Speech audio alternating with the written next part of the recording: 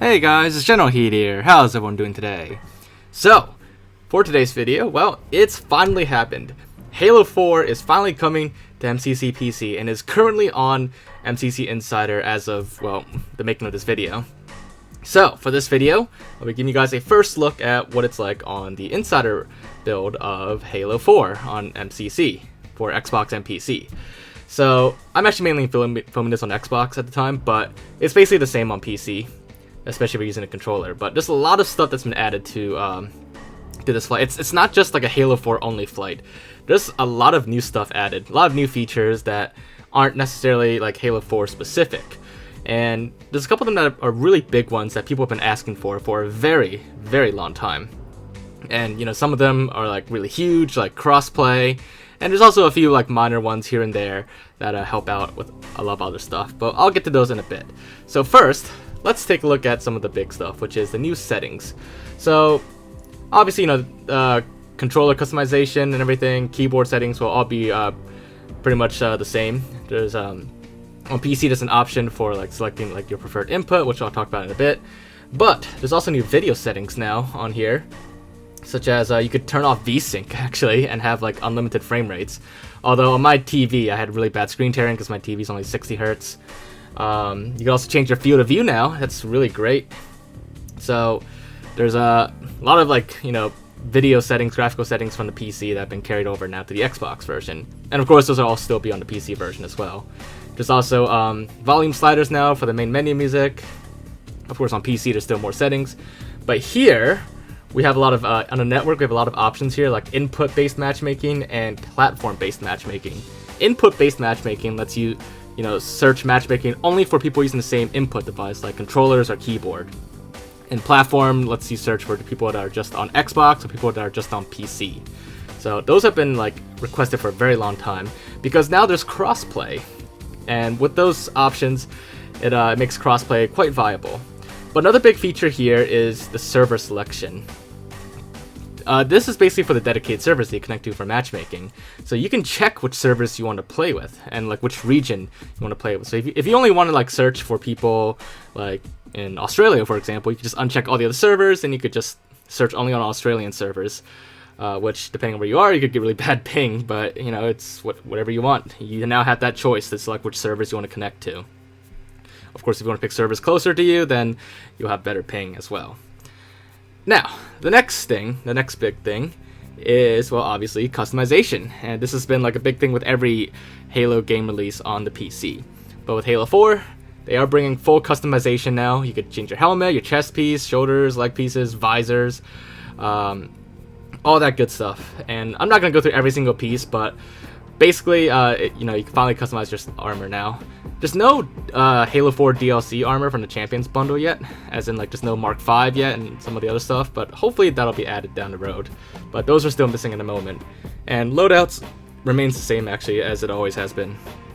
So that's pretty much unchanged. Now next, in Forge, there's been a lot of new stuff added. Only on certain maps actually. Just like the big Forge maps, which in this case, this is the only big Forge map in the Insider flight. But there's a lot of new stuff that have been added, and it's, in the Forge menu, it's listed as like MCC objects, and that's because these objects are specific to MCC. There's objects that are from other maps, or objects that are even from campaign, which you'll see momentarily. So the objects that are from campaign include like vehicles, such as the broadsword from the last level of Halo 4, and the Pelican from the mission Shutdown. All these vehicles are totally flyable. It's pretty awesome actually, and because like you have like these really big Forge maps, you can have like pretty awesome space battles actually with these vehicles. Oh, and there's the turretless Warthog here, which it's pretty cool because like every other Halo game has had like a civilian Warthog added to it since then, except for Halo 4, so now it has one. But obviously you all want to see what it's like to fly the newer vehicles like the Pelican in Forge and custom games, which is it works just like in campaign. It has both its machine gun turrets, and it also has the Spartan laser secondary weapon. And of course, all the turrets on it, like the cannon at the top and the 2 chain guns on the side, they all still work just fine, just perfectly. So, yeah, this is it's pretty awesome that they added this from campaign, and I was really hoping they would, and they have. So yeah, it's totally functional, and you know, hopefully like people can make some pretty awesome like space battle game types using this. And of course, the next vehicle is the broadsword from the final mission of Halo 4. This one is also pretty epic to use in multiplayer and Forge. It's a pretty amazing vehicle, and you'll see like just exactly how amazing it is in a bit. But obviously, you know, it wasn't quite meant to be used in multiplayer, but it does work. And you can't do any flips with it though. At least I couldn't figure out how to. The same controls I use for Banshee flips and stuff like that, it didn't work for this vehicle. It can't do any like barrel rolls or stuff like that. But that's okay. Everything else still works. You can switch to like its chain guns and its missiles. And speaking of its weapons, they are really powerful. Like at first we thought like the Pelican was just like really weak and had no armor, but it wasn't actually the Pelican. It was actually the broadsword's weapons being like super powerful. It shreds apart like any vehicle in like a second. Even like a Scorpion tank gets shredded apart like just from a couple shots from the machine gun on the broadsword. So yeah, it's a really overpowered vehicle, and it pretty much beats every other vehicle. So yeah, those are all the new vehicles. Aside from that, there's also like a lot of other new scenery and structure objects that have been added to Forge. I'm not going to show you each one individually because there's so many, but I'll just quickly scroll through like each category. There's actually a few interesting ones I will show though. There's in the Covenant section, they added like the Phantom. They also added a Lich from campaign. Now neither of these are flyable, but the Lich, the interior is fully accessible. So they're essentially just scenery objects, but you could still place them around. It's pretty cool. I mean, I wish I could fly them as well, but unfortunately that's not the case. But the Lich will make a pretty good... it's almost big enough to actually be used as like a small 1v1 map by itself in some cases. But I'm sure people will be able to figure out, like, make some pretty cool maps using the Lich, even though it's just a scenery object. But yeah, so most of these other objects, they're basically Forge pieces, scenery pieces from other maps that you can now access on this map and you know, use them however you want. Now, as for the you know, basically like the big highlights that most people are probably like interested in are basically all these new vehicles. But all the other Forge pieces are definitely very awesome to have and very useful. And it's pretty great that 343 has been adding basically a lot of new Forge objects to all the Forge modes of each Halo game that came to PC. And hopefully soon Halo 2 Anniversary Forge will get new stuff as well. Oh, and if you were wondering, if you destroy the core on the Lich, nothing happens. So yeah, that's basically what happens though, just nothing. So no need to do a whole separate video for that in the future. But yeah, that's all the new stuff in Forge. Next, I do want to explore Crossplay a little bit. So Crossplay, so that whole time when I was filming, you know, all the stuff in Forge with my friend on Tucker, that was over Crossplay. I was on the Xbox version, he was on the PC version, and we were doing Crossplay just fine. Everything was perfect. We didn't really have any issues. And while we can do like multiplayer, Forge, and custom games just fine, unfortunately, at the moment, campaign crossplay and Spartan Ops crossplay does not currently work. It's not currently supported. If we try it, you get this error message that says crossplay is unavailable. It's currently unavailable for campaign and Spartan Ops, but it is available for pretty much every other mode. You know, multiplayer, Forge, Firefight, all that, but just not Spartan Ops or campaign yet.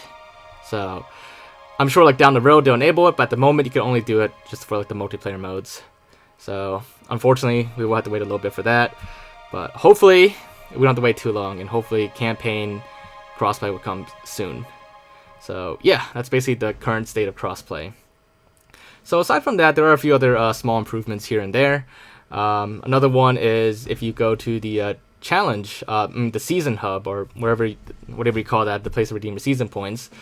They did make a couple small improvements here. They on top of each thing you unlock, they put the game that it's related to, just in case like some people were confused about what it unlocks, like which game it unlocks for. So like these helmets here, they unlock for Halo 3 or Halo CE.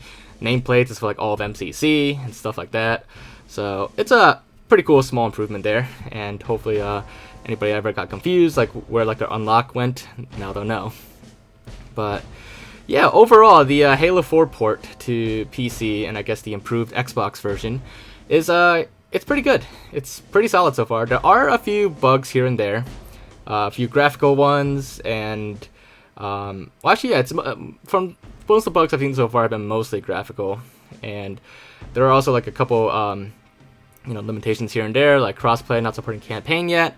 But overall, I'd say the Halo 4 port is in a pretty good place. It's a good start so far, and this is just an insider flight, so there's still a lot of room for improvement and bug fixes before the final game comes out.